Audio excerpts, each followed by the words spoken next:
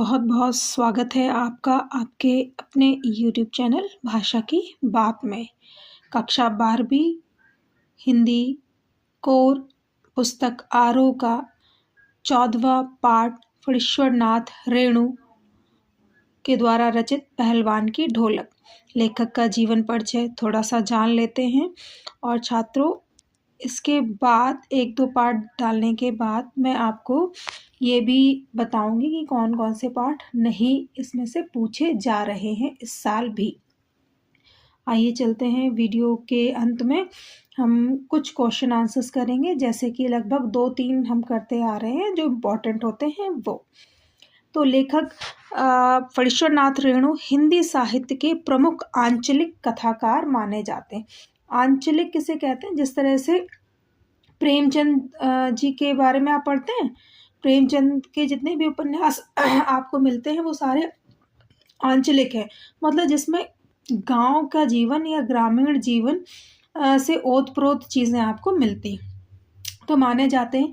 इनका जन्म 4 मार्च 1921 को बिहार प्रांत के पूर्णिया, जो वर्तमान में अभी कहाँ है, अररिया जिले के औराही हिंगना नामक गांव में हुआ था। वर्ष 1942 के भारतीय स्वाधीनता आंदोलन में इन्होंने बढ़ चढ़कर भाग लिया था।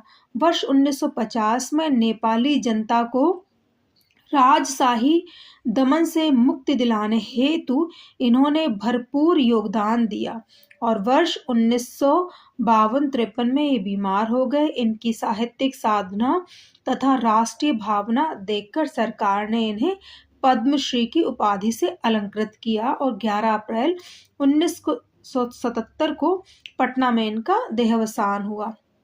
बहुत सारी इनकी रचनाएं हैं, उनकी हमें ज़रूरत नहीं होती है। हम चलते हैं पाठ के सार की तरफ कि फणीश्वर नाथ रेणु द्वारा लिखित जो पहलवान की ढोलक है वो आखिर कहना क्या चाहती है।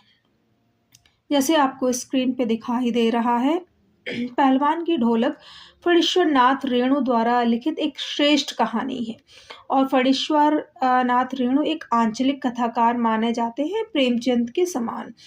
प्रस्तुत कहानी उनकी एक आंचलिक कहानी है जिसमें उन्होंने भारत पर इंडिया के छा जाने की समस्या को प्रतीकात्मक रूप से अभिव्यक्त किया है।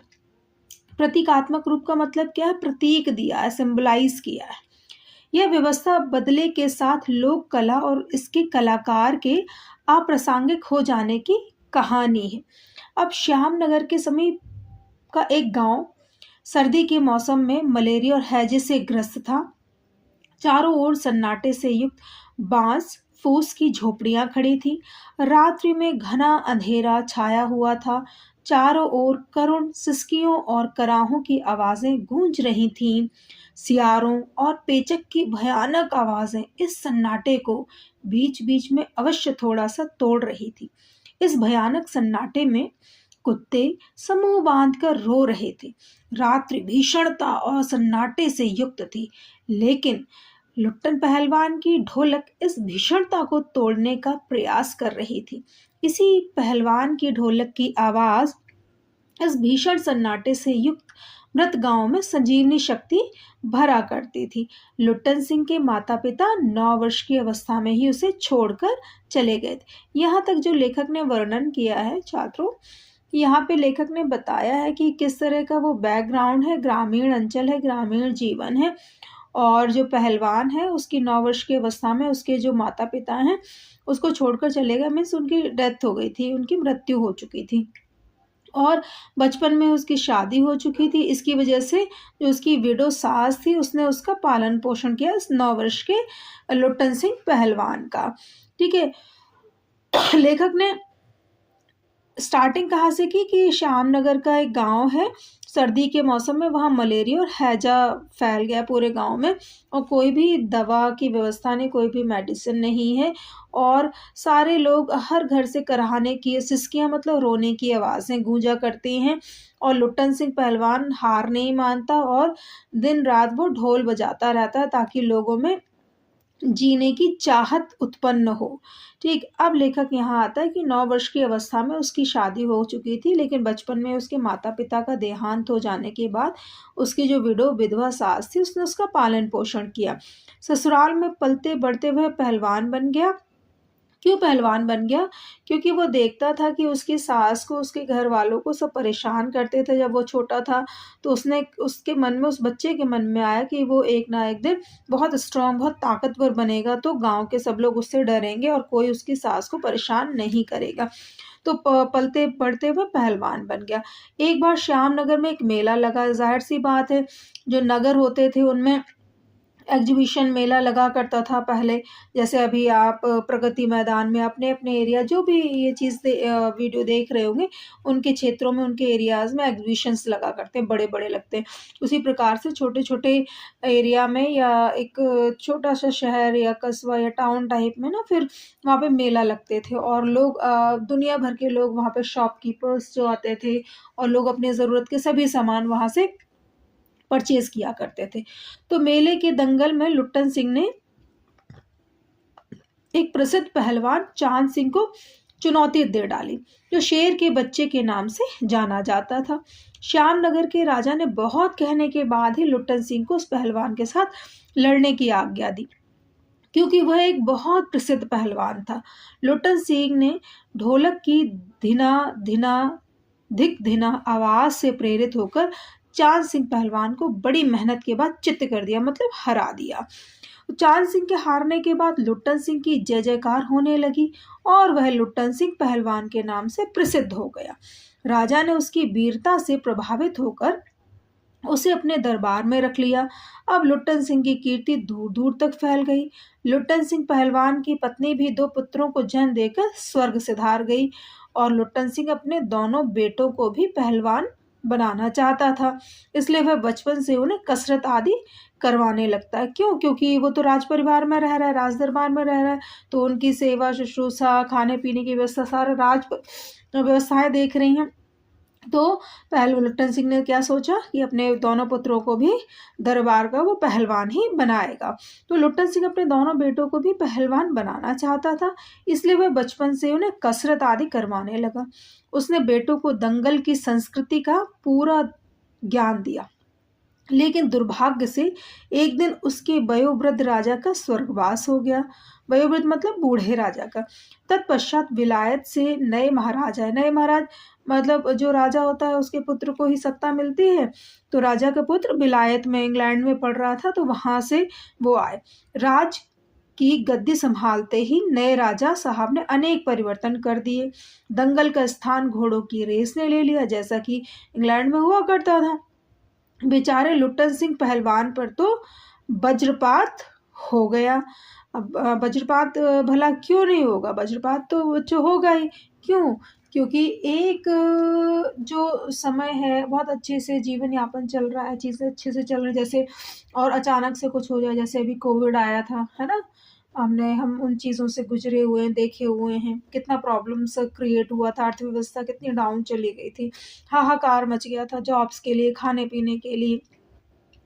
अब देखते हैं तो राजा के इस रवैये को देखकर लुट्टन सिंह अपनी ढोलक कंधे से लटकाकर बच्चों सहित गांव वापस लौट आता है। वह गांव के एक किनारे पर झोपड़ी में रहता हुआ नौजवानों को, चरवाहों को कुश्ती सिखाने लगता। अब बताओ कि जो नौजवान है, चरवाहे हैं, कैसा गरीब समाज है, गरीब जो गांव का इलाका है, वहाँ जो चरवाहे हैं, मतलब जानवरों को चराने वाले हैं, किसानों के बच्चे हैं, खेतीहर जो मज़दूर हैं, उनके बच्चे। अब पहलवानी जैसे शौक के लिए ना उसकी डाइट भी बहुत स्ट्रॉन्ग होनी चाहिए। अब बेचारे जो उनको 2 वक़्त जो उनका खाना नहीं मिलता, वो क्या कुश्ती पहलवानी करेंगे? तो भला क्या कुश्ती सीखते, है ना ये लोग? तो अचानक गाँव में अनावृष्टि अनावृष्टि अनावृष्टि हमने अभी पाठ पढ़ा था, काले मेघा पानी दे, उसमें भी अनावृष्टि का वर्णन आया। तो अनावृष्टि, अनाज की कमी और मलेरिया, हैजे आदि भयंकर समस्याओं का वज्रपात हुआ, गांव पर इसका वज्रपात हुआ। जब बारिश नहीं हुई तो अनाज की कमी हो गई, और जब बारिश नहीं हुई तो पानी में क्या फैलने लगा? मलेरिया और हैजा फैलने लगा। चारों ओर लोग भूख, हैजे और मलेरिया मलेरिया से मरने लगे। सारे गांव में तबाही मच गई। लोग इस त्रासदी से इतना डर गए कि सूर्यास्त होते ही अपनी अपनी झोपड़ियों में घुस जाते। रात्रि की विभीषिका और सन्नाटे को केवल लुट्टन सिंह पहलवान की ढोलक की तान ही ललकार कर चुनौती देती थी, और यही तान इस भीषण समय में धैर्य प्रदान करती थी। यही तान शक्तिहीन गांव वालों में सजीवनी शक्ति भरने का कार्य करती थी। पहलवान के दोनों बेटे भी इस भीषण विभीषिका के शिकार हुए। प्रातः होते ही पहलवान ने अपने दोनों बेटों को निस्तेज पाया। बाद में वह अशांत मन से दोनों को उठाकर नदी में बहा आया। लोग इस बात को सुनकर दंग रह गए। इस असाह वेदना और त्रासदी से भी पहलवान नहीं टूटा। रात्रि में फिर पहले की तरह ढोल बजाता रहा। क्यों? उसके मन में सिर्फ सेवा भाव है बच्चों। उसके दोनों पुत्रों की मृत्यु के बाद भी उसके कितना वज्रपात होता है इस बात को, लेकिन फिर भी वो गांव में संजीवनी शक्ति भरने का प्रयास करता और रात भर फिर से ढोल बजाता रहता। इससे लोगों को सहारा मिला। लेकिन 4-5 दिन बीतने के पश्चात जब रात्रि में ढोल की आवाज सुनाई नहीं पड़ी, तो प्रातःकाल उसके कुछ शिष्यों ने पहलवान की लाश को सियारों द्वारा खाया हुआ पाया। इस प्रकार प्रस्तुत कहानी के अंत में पहलवान भी भूख महामारी की शक्ल में आई मौत का शिकार बन गया। यह कहानी हमारे समक्ष व्यवस्था की पोल खोलती है, साथ ही व्यवस्था के कारण लोक कलाओं के लुप्त होने की ओर भी संकेत करती है, तथा हमारे सामने ऐसे अनेक प्रश्न पैदा करती है कि यह सब क्यों हो रहा है। आपने ये जो पाठ पढ़ा लगभग लगभग आपको काले मेघा पानी देके संदर्भ जैसा दिखाई दे रहा होगा, लेकिन इसमें भी लोक व्यवस्थाओं के ऊपर प्रश्न है और लोक कलाएं जिस प्रकार से लुप्त हो रही उसके विषय में भी वर्णन करें। हम कुछ इसके प्रश्न कर लेते हैं। मुख्यतः जो मेन प्रश्न है हम वही करेंगे जो लगभग बोर्ड में पूछे जाते हैं और पूछे जा सकते हैं। ठीक है, पहलवान की ढोलक में जनरली आप उन परिच्छेदों को लर्न कर लीजिएगा कि कौन कौन से समय में क्या क्या हुआ। जैसे 9 वर्ष में उसके माता पिता की मृत्यु के बाद विधवा सास ने उसको पालन पोषण किया। फिर दूसरा परिच्छेद आया जब राज पहलवान बन गया, वो राजा के दरबार में बहुत रॉयल जीवन जीने लगा। फिर तीसरा परिच्छेद आया जब नए राजा आए, सारे गेम सारे रूल रेगुलेशन चेंज हो गए, तो बेचारे को अपने गांव वापस आना पड़ा और गांव में बेचारा गांव के किनारे झोपड़ी डालकर रहने लगा और फिर उसकी दुखद मृत्यु हो जाती है, उसके बच्चों की मृत्यु हो जाती है। ये सब उसकी 3 परिस्थितियां हैं। 3 टाइम्स में किस तरह से डिवाइड किया हो। अब है प्रश्नोत्तरी। लगभग 3-4 प्रश्न बच्चों हम करेंगे और उसके बाद मुख्य प्रश्न भी फ्लोट होंगे, आप उनको देख करके एक बार गो थ्रू कर सकते हैं। तो लुट्टन पहलवान ने ऐसा क्यों कहा होगा कि मेरा गुरु कोई पहलवान नहीं, यही ढोल है। क्यों कहा होगा भाई? उसका गुरु कोई पहलवान नहीं, यही ढोल है। लुट्टन पहलवान ने ऐसा इसलिए कहा होगा क्योंकि उसने किसी पहलवान से कुश्ती के दांव पेच नहीं सीखे थे और ना ही उसका लक्ष्य एक पहलवान बनना था। वह तो बचपन में गाय चराता हुआ गायों की धार का गर्म दूध पिया करता था। इसी से उसका शरीर हट्टा कट्टा हो गया था। वह लोगों से बदला लेने के लिए कसरतें करता था। जब श्यामनगर में वह मेला देखने गया तो वहां के दंगल में ढोल बजा रहा था, पहलवान कुश्ती कर रहे थे। अचानक ही वह पहलवान से लड़ने हेतु अखाड़े में कूद पड़ा और अंत में उसने ढोल से प्रेरणा लेते हुए प्रसिद्ध चांद सिंह पहलवान को हरा दिया। Simple is that. इतना प्रश्न का उत्तर सफिशिएंट। आपको और कुछ ऐड करना है, आप और कुछ भी ऐड कर सकते हैं कि मेरा गुरु कोई पहलवान नहीं, ये ढोल है। क्यों? क्योंकि उनके पास इतना ना तो कोई ज्ञान था कि पहलवानी के लिए कोई गुरु होना चाहिए। वो उसके मन में बस जिज्ञासा थी पहलवान बनने की, मतलब कैसे बनते हैं, और लोग जो उसकी सास को परेशान करते थे, इसलिए उसने कहा कि अपने शरीर को बलिष्ठ करेगा तो लोगों से बदला लेगा, लोग डरेंगे और उसको उसकी फैमिली को कोई परेशान नहीं करेगा। बस गांव में महामारी फैलने, बेटों के देहांत के बावजूद लुट्टन पहलवान ढोल क्यों बजाता रहा? जब महामारी फैली तो सारा गांव हैजे और मलेरिया से ग्रस्त हो गया। चारों ओर हाहाकार मचा हुआ था। घर के घर खाली हो गए थे। रात्रि की विभीषिका में चारों ओर सन्नाटा छा जाता था। रात्रि की उसकी विभीषिका को तोड़ने तथा लोगों में जीने की उमंग पैदा करने के लिए लुट्टन पहलवान ढोल बजाता था। जब उसके दोनों बेटे महामारी की चपेट में आ गए तो वे असहाय वेदना से बिलखते हुए उससे कहने लगे कि बाबा उठा पटक दो, बाबा ताल अर्थात चटाक चटधा चटाक चटधा ताल बजाओ। लुट्टन सारी रात वह ताल बजाता रहा। सुबह होते ही उसके दोनों बेटों की मृत्यु हो गई। अतः अपने बेटों की अंतिम इच्छा को पूर्ण करने के लिए उनके देहांत के बावजूद भी लुट्टन पहलवान ढोल बजाता रहा।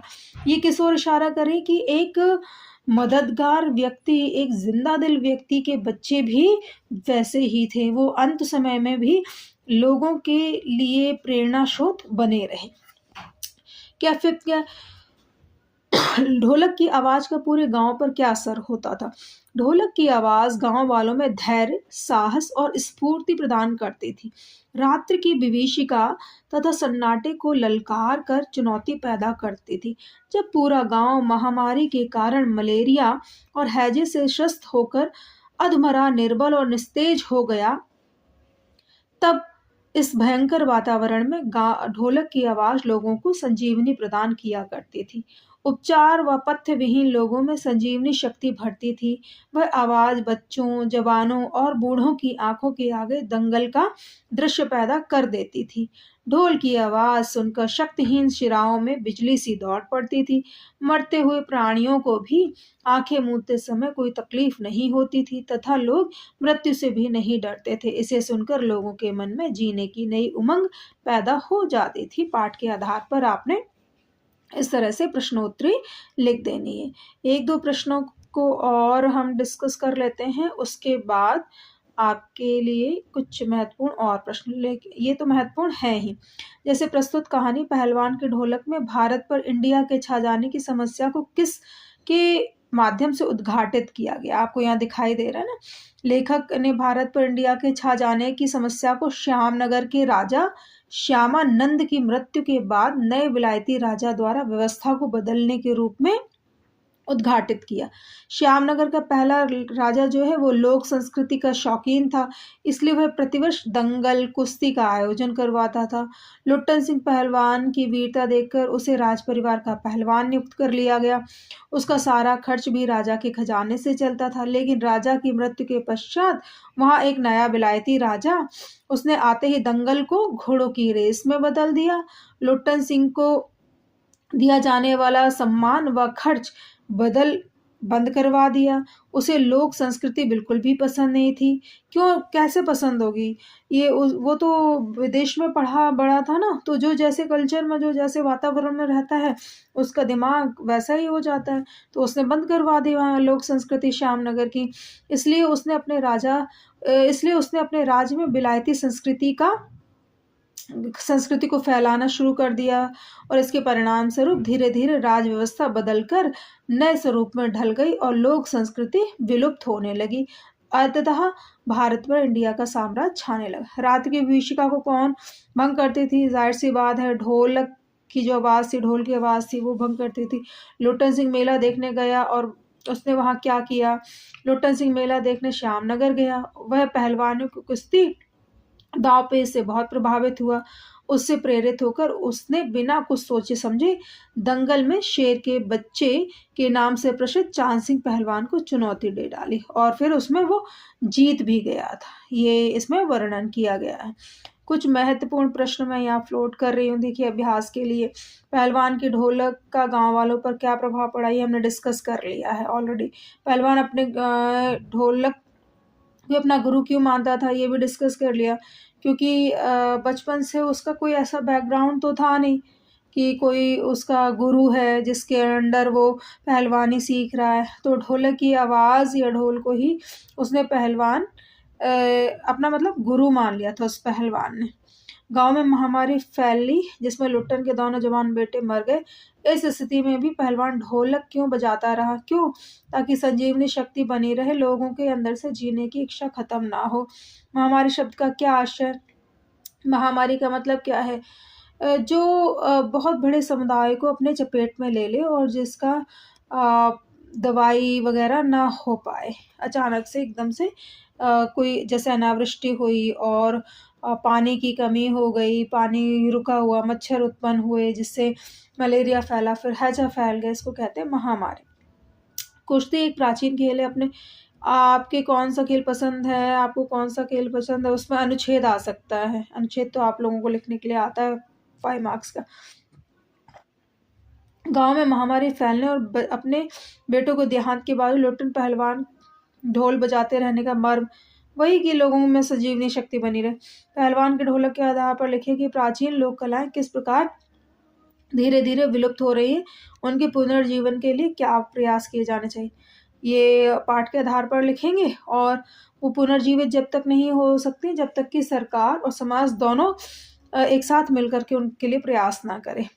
पहलवान की ढोलक साधनहीन गाँव वालों के प्रति क्या भूमिका निभाती थी? उनको जीवन जीने की इच्छा उनमें भरती थी और लोग अपने आप को बहुत ही धैर्य के साथ अगली सुबह के लिए तैयार करते थे। इस तरह से आप लोग इसको लिखेंगे। आई थिंक आपको ये पार्ट बहुत ही ब्यूटीफुली समझ में आ गया होगा, कम शब्दों में ज़्यादा समझ आया होगा। Thank you for watching. मिलते हैं नेक्स्ट वीडियो में। Thank you.